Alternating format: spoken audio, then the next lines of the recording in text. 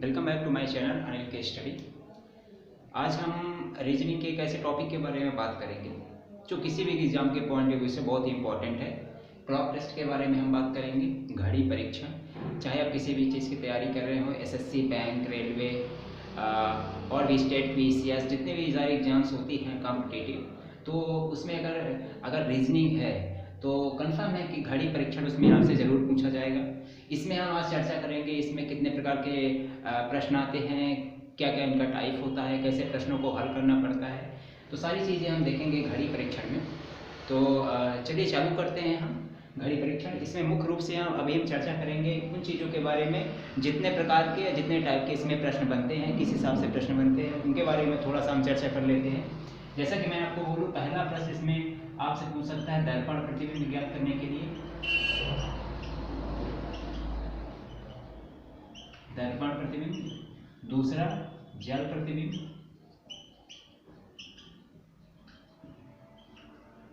तीसरा कोण ज्ञात करने के लिए बोल सकता है। चौथा संपाति ज्ञात करने के लिए। पांचवा बाह्य कोण ज्ञात करने के लिए आपसे बोल सकता है। तो लगभग 4 या 5 प्रकार के इसमें टाइप हैं पूछे जाने वाले प्रश्नों के, जिनके आधार पे आपसे एग्जामिनर ऐसे प्रश्न आपको आपसे पूछता है और आपको उन्हें सॉल्व करना होता है। तो हम स्टेप बाय स्टेप हर जितने भी टाइप के प्रश्न हैं सब में चर्चा करेंगे, और स्पेशली बहुत ही इजी तरीके से आपको मैं समझाने की कोशिश करूंगा कि उसे कैसे फाइंड आउट करना है मात्र 10 या 15 सेकंड के अंदर कैसे। ठीक है, इनको दर्पण प्रतिबिंब, जल प्रतिबिंब, ये स्पेशली देखने में जरूर थोड़ा सा टफ लग रहा होगा, लेकिन जैसे हम आपको बताएंगे विद एग्जाम्पल तो बहुत ही ईजी लगेगा, है ना। तो चलिए चालू करते हैं। इससे पहले कुछ आपको बेसिक चीज़ें जाननी होंगी घड़ी के बारे में। ठीक है, घड़ी तो ऐसे सबको ही पता है घड़ी होती है, लेकिन जो उनकी सुइयाँ हैं मिनट की, घंटे की और सेकंड की, इसके बारे में थोड़ा बेसिक चीज़ें आपको जाननी चाहिए। तो उसके बारे में थोड़ा हम चालू करते हैं, फिर आपको बताते हैं। आइए बात करते हैं। जैसा कि यहाँ लिखा हुआ है, 1 मिनट में मिनट की सुई 6 डिग्री कोण बनाती है, 6 अंश का कोण बनाती है। कहने का मतलब जो मिनट की सुई है, मैंने यहाँ घड़ी का एक स्ट्रक्चर बना के रखा है। ठीक है, ठीक है, आपको पता है कि जो घड़ी का राउंडिंग होता है, ठीक है, घड़ी का जो आकार होता है तो वो तो जरूर आयताकार वर्गाकार जरूर होता है, लेकिन जो घड़ी का शेप होता है, जैसे सुई चलती है तुम्हें पता है कि राउंडिंग में चलती है। तो जैसे 3 सुइयाँ होती हैं, सबसे छोटी वाली घंटे की, ये मिनट की और ये सेकंड की होती है। ठीक है, अब मिनट की जो सुई है ये वाली, मिनट की सुई के बारे में बताया गया है कि जो मिनट की सुई है 1 मिनट में 6 अंश का कोण बनाती है। और उस वही घंटे की बात की जाए, जो घंटे वाली सुई है, घंटे की सुई 1 मिनट में आधे आधे अंश का ही कोण बनाती है। ठीक है, 1/2 अंश का ही कोण बनाती है। अब फिर आगे लिखा है कि प्रत्येक घंटे, यानी कि हर घंटे में, प्रत्येक घंटे घड़ी की दोनों सुइयां मतलब क्या, घंटे और मिनट वाली आपस में एक बार मिलती हैं। यानी प्रत्येक घंटे घड़ी की दोनों सुइयां हैं वो आपस में एक बार मिलती हैं, और ये जो घड़ी की दोनों सुइयां हैं ये 2 बार समकोण बनाती है। ठीक है, समकोण मतलब क्या, 90 डिग्री। ठीक है, 90 डिग्री यानी कि 2 बार समकोण बनाती है। और प्रत्येक 12 घंटे में दोनों सुइयां 11 बार तथा 24 घंटे में 22 बार मिलती है। ठीक है, इससे आप अंदाजा मत लगा लेना कि जब 1 घंटे में दोनों सुइयां आपस में एक बार मिलती हैं तो 12 घंटे में 12 बार और 24 घंटे में 24 बार मिलेंगी। ऐसा बिल्कुल भी नहीं होता है। 12 घंटे में 11 बार मिलती हैं और 24 घंटे में 22 बार मिलती हैं। ठीक है, तो ये थी कुछ बेसिक जानकारियाँ जिसके आधार पे हम कुछ प्रश्नों को सॉल्व करने के लिए, फिर आगे आने वाले जितने भी प्रश्न हैं तो कुछ ना कुछ जरूर इससे एक हिंट मिलेगा कि हमें ये चीज़ें एक्चुअली पता होनी चाहिए। ठीक है, तो ये आई होप आप लोग स्क्रीनशॉट ले सकते हो इसका। और उसके बाद हम चालू करते हैं। जो मैंने बताया था कि कितने टाइप के प्रश्न आते हैं, तो मैं सबसे पहले आपको बता रहा हूँ दर्पण प्रतिबिंब, यानी कि कोई घड़ी का वास्तविक समय इतना है ऐसा पूछा जा रहा है, और आपसे ये पूछा जा रहा है कि इसका दर्पण प्रतिबिंब क्या हो। कहने का मतलब कि जितने बज रहे हैं उसको अगर आप शीशे में देखोगे, दर्पण में देखोगे, तो कितना उस समय टाइम रहेगा। तो हम चर्चा करेंगे दर्पण प्रतिबिंब की। ठीक है, चलिए चालू करते हैं हम दर्पण प्रतिबिंब के बारे में। अगर आपसे प्रश्न में बोला जा रहा है कि आप दर्पण प्रतिबिंब ज्ञात कीजिए, और एक्चुअली पूछता ही है दर्पण प्रतिबिंब ज्ञात करने के लिए। जैसे कोई सा उदाहरण मैं ले लूं। ठीक है, 4:20 20 मिनट का दर्पण प्रतिबिंब आपको ज्ञात करना है। जैसा कि मैंने लिखा है 4:20 का दर्पण प्रतिबिंब आपको ज्ञात करना है, ठीक है। तो कैसे हम ज्ञात करेंगे? बहुत ही शॉर्ट ट्रिक है और बहुत ही आपको 2 सेकंड 5 सेकंड में आपका आंसर आ जाएगा, ठीक है। हम क्या करेंगे, कुछ भी नहीं करना है। 11:60 में से जो 4:20 है, इसको हम क्या कर देंगे, माइनस कर देंगे। तो ये कितना हो जाएगा, 40 और ये 7, यानी कितना आ गया, 7:40। ये आपका उत्तर हो जाएगा, ठीक। यानी दर्पण प्रतिबिंब आपको ज्ञात करने के लिए बोला जा रहा हो तो आपको कुछ भी नहीं करना है। ये एक ट्रिक है, इसको आप ट्रिक मान सकते हो कि आपको 11:60 में से जितना भी बोला जा रहा है उतना आपको माइनस कर देना है, आपका आंसर आ जाएगा सीधे सीधे। कहीं आपको कुछ भी करने की जरूरत नहीं है, फाइनली वो आपका उत्तर आ जाएगा, ठीक है। जैसे 4:20 तक कोई भी समय आप ले सकते हो, ठीक है, कोई भी समय ले सकते हो। जैसे मैं यहाँ लिख देता हूँ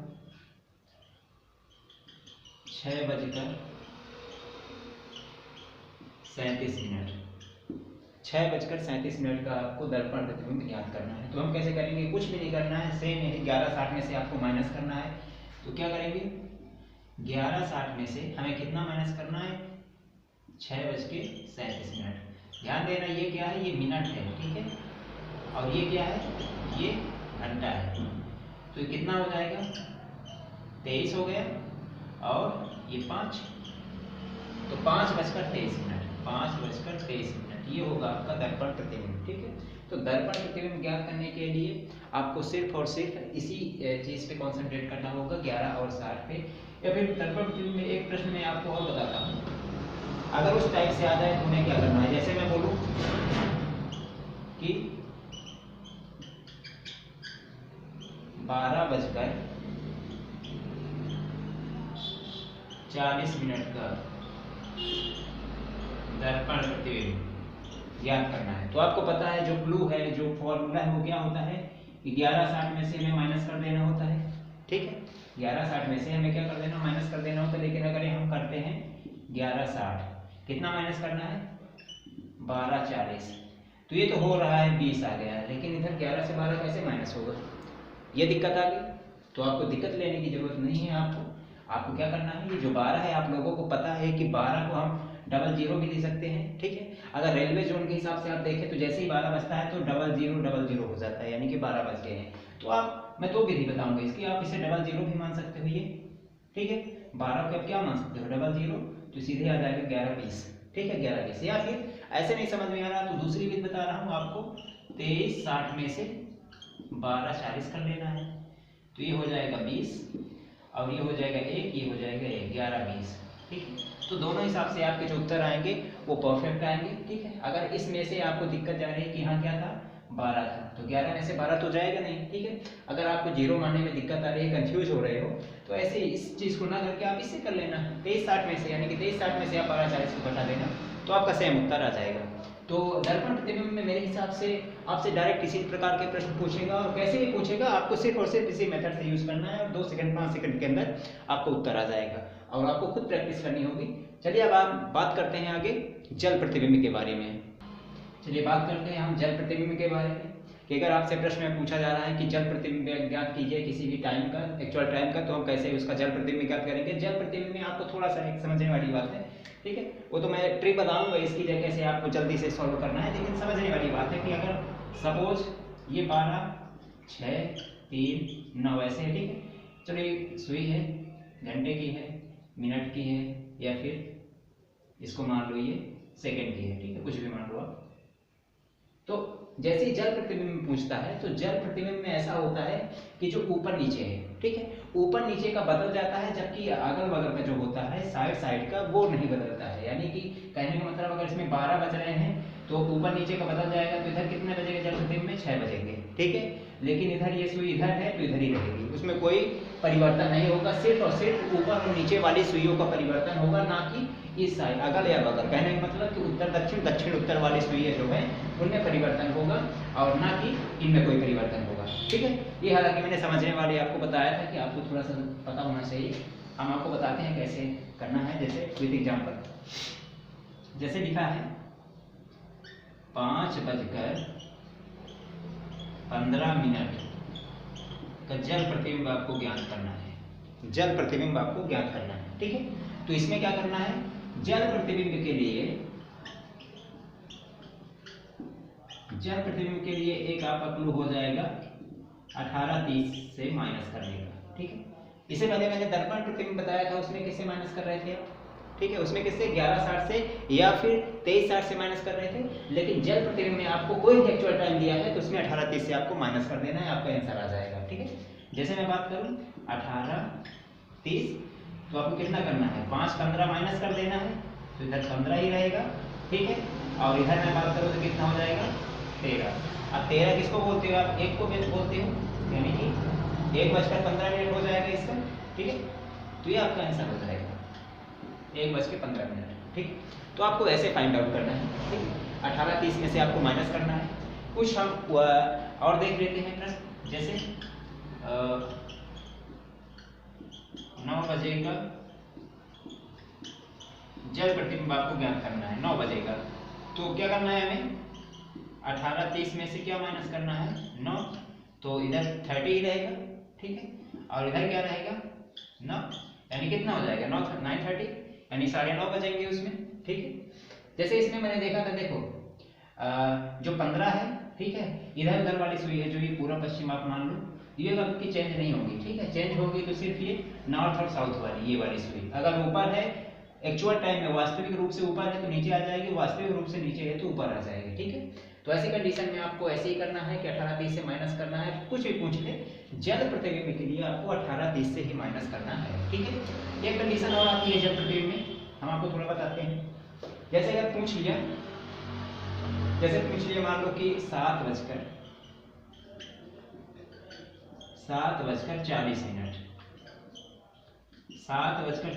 का जल प्रतिबिंब आपको ज्ञात करना है, ठीक है। तो हमें पता है कि 18:30 में से क्या करना है, माइनस करना है कितना 7 और 40।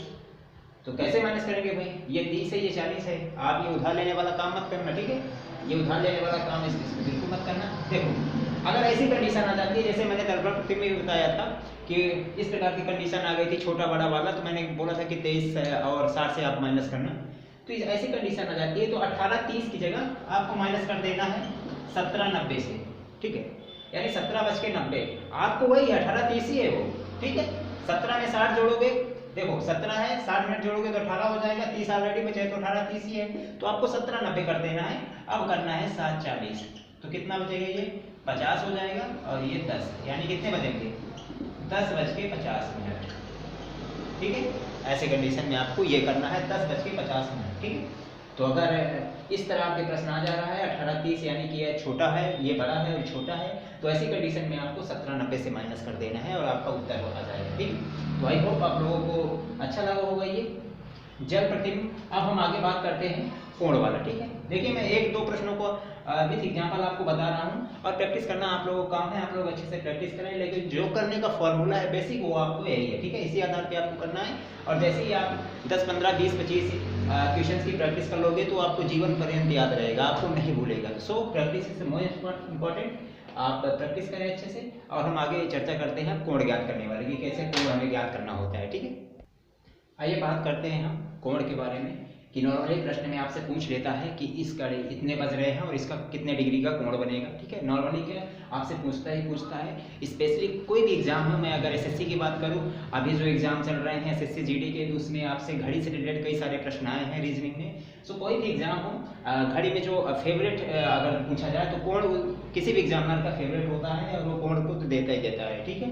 तो घड़ी का कोण ज्ञात करने के लिए बहुत ही बेसिक से एक फंडा है, उसको हम कैसे बहुत अच्छे तरीके से सॉल्व करेंगे देखते हैं प्रश्नों के हिसाब से। जैसे प्रश्न मैं बोल दूं 4:20 का कोण ज्ञात करना है आपको, ठीक है।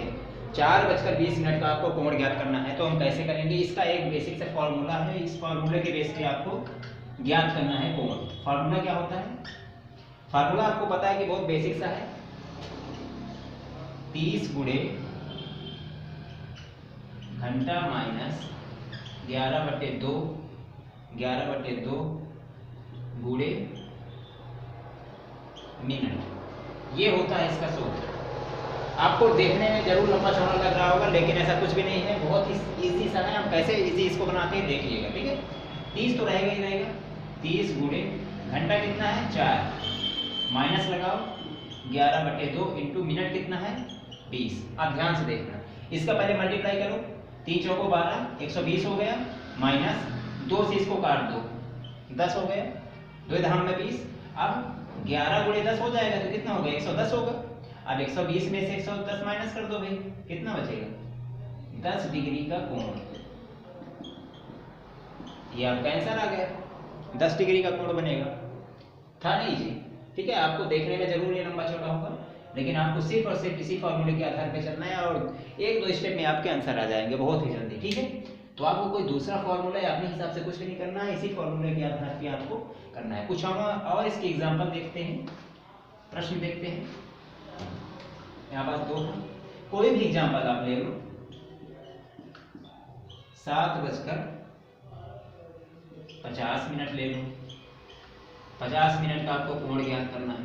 7:50 का आपको कोण ज्ञात करना है, तो हम सेम यही फॉर्मूला यूज करेंगे। 30 गुणे घंटा कितना है 7 माइनस 11/2 गुणे मिनट कितना है 50। अब इनको मल्टीप्लाई करो, 3 सत्ते 21, 210 हो गया, माइनस लगाओ, 2 से इसको काटो तो 25 हो गया। अब 25 से कम 25, 25 से कम 25, 26 27, 275। अब क्या करना है आपको, 275 में से 210 माइनस कर देना है, तो कितना बचेगा आपको 65 + 75 यानी 65 बचेगा। तो 65 डिग्री का कोण आपको बनेगा, ठीक है। ये आपका आंसर हो जाएगा, ठीक है। यहाँ लिख दो, दिखना रहा होगा आपको, 65 डिग्री का कोण बनेगा आपका, ठीक है। आपको सिर्फ और सिर्फ इसी फॉर्मूले का यूज करना है। कोई भी प्रश्न हो, कितना भी प्रश्न हो, आप प्रैक्टिस करोगे तो प्रैक्टिस में आपसे बहुत जल्दी इजी तरीके से, आपको 1 मिनट भी नहीं लगेगा। मैं बता रहा हूँ 30 सेकंड के अंदर आप इसको सॉल्व करोगे। तो प्रैक्टिस बहुत ज़रूरी है और मैं आपको बता ही रहा हूँ कैसे करना है। और आई होप आप लोगों को अच्छा लगा हो ये घड़ी का कोण, है ना। 1-2 मैंने जरूर इसमें एग्जाम्पल आपको बता दिया, कोई भी एग्जाम्पल ले लो। एक एग्जाम्पल और ले लेते हैं, जैसे 8:22 का कोण ज्ञात करना है आपको। 8:22 का कोण ज्ञात करना है, तो हम क्या करेंगे, वही सूत्र लगाएंगे। 30 गुणे घंटा कितना है 8, ये 30 है, माइनस 11/2 गुणे मिनट कितना है 22। अब इनका मल्टीप्लाई करो, 8 से 24, 240 माइनस 2 से इसको काटो 11। अब 11 इंटू कितना हो जाएगा 121। अब 240 में से 121 माइनस करोगे तो कितना बचेगा 121।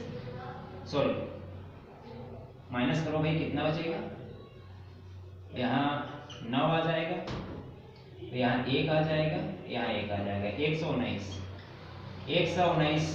डिग्री का कोण बनेगा। सिर्फ और सिर्फ आपको 2 सेकंड लगा या 2 या 5 सेकंड लगा, आपको 1 स्टेप में आपका आंसर आ गया, ठीक। चलिए आज के लिए इतना ही। अगली वीडियो में हम आपसे रूबरू होंगे और स्पेशली अगर घड़ी परीक्षण की बात करें तो उसमें हम आपको बताएंगे घड़ी के संपाती होना, उसका बाह्य कोण ज्ञात करना, ठीक है। इसके बारे में हम जरूर चर्चा करेंगे। और आप तब तक के लिए मैंने 3 इसके टाइप्स जो आते हैं, एक तो दर्पण प्रतिबिंब, एक तो जल प्रतिबिंब और तीसरा था अपना घड़ी का कोण ज्ञात करना, ठीक है। तो घड़ी का जो बाह्य कोण होता है, आंतरिक कोण होता है, घड़ी संपाती कैसे होती है, समकोण पर कैसे मिलेगी, घड़ी तेज और सुस्त जो प्रश्न आते हैं कि तेज हो जाती है, मंद हो जाती है, इससे रिलेटेड जितने भी सारे प्रश्न आएंगे तो हम अगली वीडियो में आपसे उसके बारे में चर्चा करेंगे और बहुत ही शॉर्ट ट्रिक से और बहुत ही इजी मेथड के आधार पे हम आपको जरूर बताएंगे घड़ी के बारे में, जिससे आपके कोई भी क्वेश्चन आपसे बाहर न जाने पाए, ठीक है। वो सब मैं पूरा इंक्लूड करके आपको बताऊंगा कि जो भी आपके सिलेबस है उसके अकॉर्डिंग, यानी कि घड़ी के कोई भी आ रहा है क्वेश्चन तो उसके अंदर ही आएगा, उससे बाहर कहीं नहीं जाएगा। तब तक के लिए आप पढ़ते रहिए और मेरे चैनल अनिल के स्टडी को देखते रहिए। और अगर आप नए हैं तो प्लीज़ मेरे चैनल को आप सब्सक्राइब करके मेरा भी मनोबल बढ़ा सकते हैं कि ताकि मैं भी ऐसे कुछ ज्ञानवर्धक और इंटरेस्टिंग वीडियो आप लोगों के लिए प्रोवाइड करता रहूँ। और आपको वीडियो अच्छी लगे तो आप शेयर कर सकते हैं अपने दोस्तों के साथ, अपने मित्रों के साथ या पढ़ने वाले जितने भी सहपाठी हैं उनके साथ। और आई होप वीडियो आप लोगों ने एंजॉय किया होगा, आप लोगों को पसंद आई हो। और मिलते हैं हम अगली वीडियो में, तब तक के लिए पढ़ते रहिए, खुश रहिए। धन्यवाद। जय हिंद।